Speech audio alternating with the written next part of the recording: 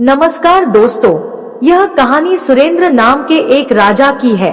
युवावस्था में राजा सुरेंद्र को रामदेव नाम के एक पंडित ने शिक्षा दी थी। उसने सुरेंद्र को युद्ध कला, संगीत, चित्रकारी सिखाने के साथ साथ उन मूल्यों, आदर्शों और सिद्धांतों का ज्ञान कराया था जो एक भावी राजा को सीखने चाहिए थे। सुरेंद्र के सत्ता में आने के कुछ वर्षों बाद रामदेव का देहांत हो गया। सुरेंद्र ने अपने गुरु के आदर्शों का अपने पूरे जीवन में पालन करने की प्रतिज्ञा की।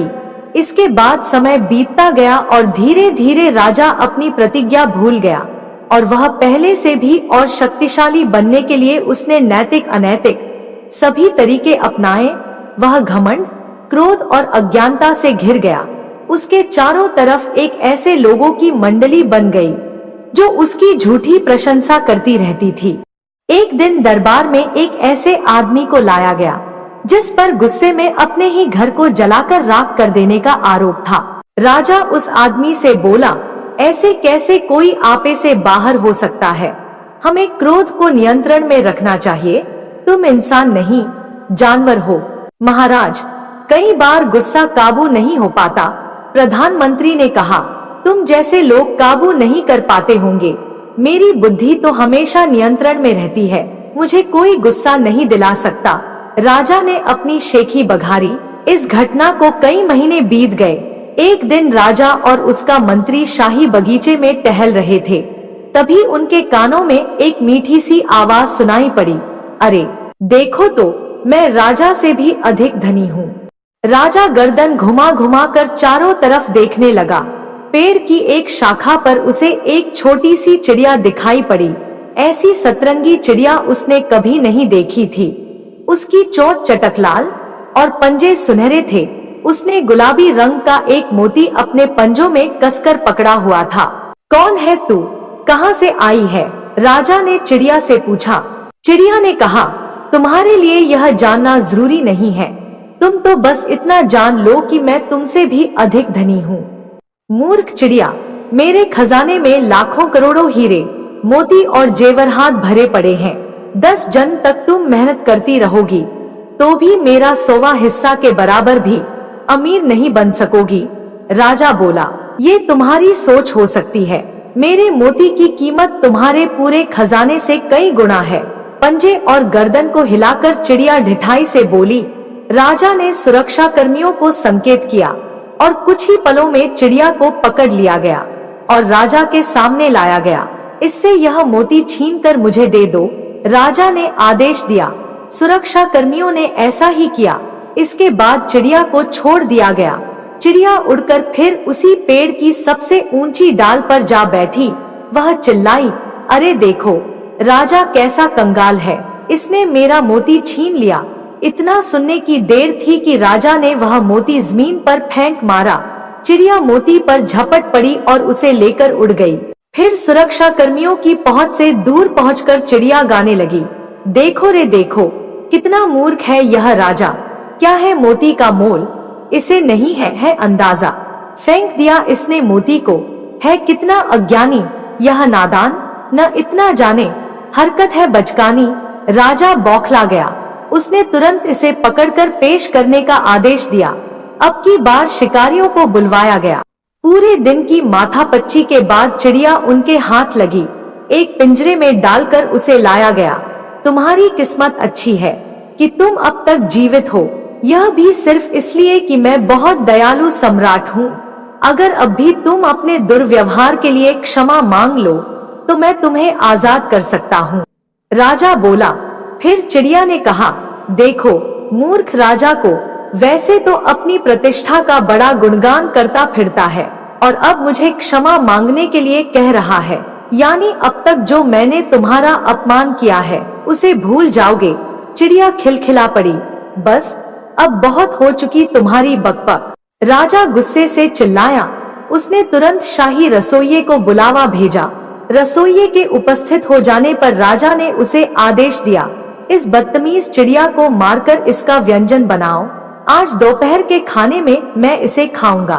रसोइया चिड़िया को उठाकर रसोई घर में ले गया। नन्ही सी चिड़िया की आंखों में देखते हुए वह सोचने लगा, इतनी प्यारी चिड़िया को राजा क्यों मरवा रहा है? लेकिन वह रसोइया कुछ नहीं कर सकता था। राजा का आदेश न मानने की गलती वह कैसे कर सकता था? रसोइये ने चिड़िया को गर्दन से पकड़ा और अपना चाकू उठा लिया। इस निर्दयी हत्या को वह देख नहीं पा रहा था। उसने अपनी आंखें पल भर के लिए बंद कर ली। ठीक उसी समय चिड़िया उसके हाथ से फिसलकर उड़ गई। रसोइया देखता रह गया। वह बुरी तरह डर गया। अब क्या करूं? वह सोचने लगा। अब राजा के लिए व्यंजन कैसे बनेगा? रसोइये ने अपना दिमाग दौड़ाया और तभी उसे एक उपाय सूझा। रसोइये ने अपने एक शिकारी मित्र से आग्रह करके उसने एक कौवा मंगवा लिया। रसोइये ने कौवे को काटा और तरह तरह के मसाले डालकर पूरी मेहनत से एक व्यंजन बना डाला। दोपहर के भोजन में राजा को यह व्यंजन परोसा गया। जब राजा ने इसे चखा तो चटकारा लेकर वह बोला, अति स्वादिष्ट, मैं खुश हूँ। रसोइये ने राहत की सांस ली। अचानक खिड़की पर वही चिड़िया आ धमकी और बोली, हाँ देखो, मूर्ख राजा सोच रहा है कि वह मुझे खा रहा है, लेकिन मैं तो जिंदा हूँ। चिड़िया को देखकर राजा गुस्से से लाल हो उठा। वह रसोइये को आंखें फाड़ फाड़ कर देखने लगा। अरे ये चिड़िया नहीं है तो क्या है? हाँ, राजा को मालूम नहीं कि वह कौवा खा रहा है। चिड़िया बोली, है कौवा? क्या यह सच है? राजा बौखला गया। क्षमा कीजिए महाराज, क्षमा कीजिए। यह शैतान चिड़िया मेरे हाथों से उड़ निकली थी। मुझे लगा कि आपके क्रोध से बचने के लिए कुछ और बनाना होगा। देखिए न, मैंने इतना स्वादिष्ट व्यंजन बनाया भी। चिड़िया मुझे फंसवाना चाहती है। रसोइया राजा के पैरों में गिड़गिड़ाने लगा। दुष्ट रसोइये, तुम्हें इसका अंजाम भुगतना पड़ेगा। राजा चिल्लाया। उसने वह व्यंजन रसोइये के मुंह पर दे मारा और सुरक्षा कर्मियों को कहा, डाल दो इसे काल कोठरी में, शाम को इसे फांसी पर टांग देना। चिड़िया बोली, अरे राजा, अपना गुस्सा बेचारे रसोइये पर क्यों निकाल रहे हो? यह तो तुम्हारे आदेश का पालन कर रहा था। अरे, तुम्हारी खिल्ली उड़ाने का दुस्साहस तो मैं कर रही हूँ। दोषी मैं हूँ। राजा की नजरें चिड़िया की ओर गईं। वह बौखलाया। ठहर जा बदमाश चिड़िया, तुझे तो मैं खुद मजा चखाऊंगा। अपनी तलवार उठाकर दांत पीसता हुआ वह चिड़िया पर झपट पड़ा। तभी एक बदली आवाज में चिड़िया बोली, सुरेंद्र, आज तुम अपने क्रोध पर नियंत्रण क्यों नहीं कर पा रहे हो? यह सुनकर राजा सुरेंद्र रुक गया। हैरानी से वह चिड़िया की ओर देखने लगा। राजा को यह आवाज काफी जानी पहचानी लगी। उसे सुरेंद्र कहकर बुलाने वाला एक ही व्यक्ति था और वह थे स्वयं उसके गुरु रामदेव। वास्तव में क्या यह उसके गुरु की आवाज थी? हाँ सुरेंद्र, तुम सही सोच रहे हो, मैं ही हूँ, रामदेव। लेकिन आप यहाँ इस रूप में? उसके बोल नहीं निकल पा रहे थे। हाँ कहते हुए चिड़िया ने तुरंत अपना रूप बदल लिया। अब राजा के सामने उसके गुरु रामदेव खड़े थे। राजा सुरेंद्र ने अपने गुरु के पांव छुए। सुरेंद्र, काफी समय से मैं तुम्हारे व्यवहार को देख रहा हूँ।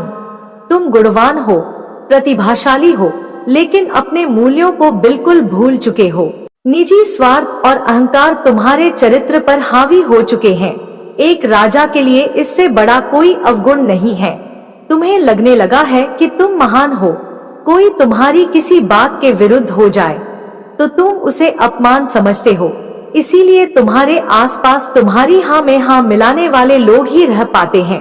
रामदेव राजा सुरेंद्र से कह रहे थे। सिर झुकाए राजा शांतिपूर्वक उनकी बात सुन रहा था। मैं यह सब देख न सका और इसीलिए मैंने तुम्हें सबक सिखाने का निर्णय लिया। चिड़िया का रूप धारण कर मैंने तुम्हारा खूब उपहास किया। तुम अपमानित हुए और फिर तुमने अपना नियंत्रण भी खो दिया। क्यों? तुमने ही तो कहा था कि मनुष्य को अपने क्रोध पर नियंत्रण रखना चाहिए, अन्यथा वह व्यक्ति इंसान नहीं, जानवर है। हैरानी है कि तुम तो अपनी ही बात पर खरे नहीं उतर पाए। सुरेंद्र, क्षमा कर दीजिए गुरुदेव, मुझे मेरी गलती का एहसास हो चुका है। मेरा अहंकार मुझ पर कभी हावी न हो, इसके लिए मैं हर प्रयास करूंगा, वरना तुम जानते हो ना क्या खाना पड़ेगा। रामदेव मुस्कुराने लगे। जी कौआ, राजा बोला और गुरु शिष्य दोनों खिलखिलाकर हंस पड़े। रामदेव ने राजा सुरेंद्र को आशीर्वाद दिया और स्वर्गलोक चले गए।